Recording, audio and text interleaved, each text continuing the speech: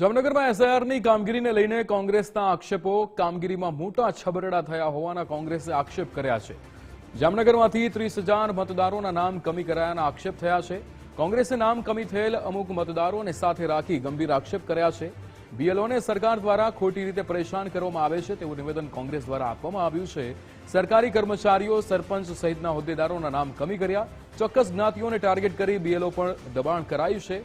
ખોટા ફોર્મ ભરી યાદી જાહેર કરવામાં આવે છે। આગામી દિવસોમાં કોંગ્રેસ દ્વારા કાનૂની જંગ છેડવાની ચીમકી પણ આપવામાં આવી છે।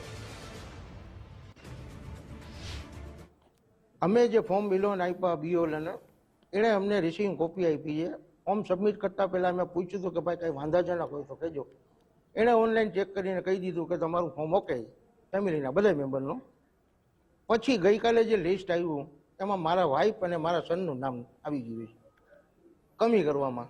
હું સરકારી કર્મચારી હતો, રિટાયર્ડ છું। મારું તો નામ મને પીડીએફમાં મળ્યું નથી હજી, પણ પૂરી પીડીએફ આવશે તો જોઈશ કદાચ છે કે નહીં। તો આ બાબતમાં હવે શું કરું? દ્વારકા જિલ્લાની અંદર 28,000 લોકોના, ગઈકાલે હું દ્વારકા જિલ્લામાં પણ હતો, 28,000 લોકોના નામ કમી કર્યા છે। એક કોટા ગામ છે, એ કોટા ગામમાં ટોટલ 600 મતદાર છે, એમાં 308 સરપંચ સહિત ત્યાંનો મતદાર નથી। તો સરપંચ બની કેવી રીતે ગયો? સરકારે ફોર્મ કેવી રીતે સ્વીકાર્યા?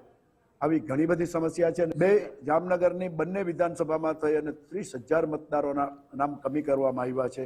આ જાણી જોઈને લોકોને મતદાનથી વંચિત રાખવા માટે ચોક્કસ બે કોમ્યુનિટીને ટાર્ગેટ કરીને આ ધંધો કરવામાં આવ્યો છે અને આમાં એક જ રાજકીય પાર્ટીનો કાર્યક્રમ છે।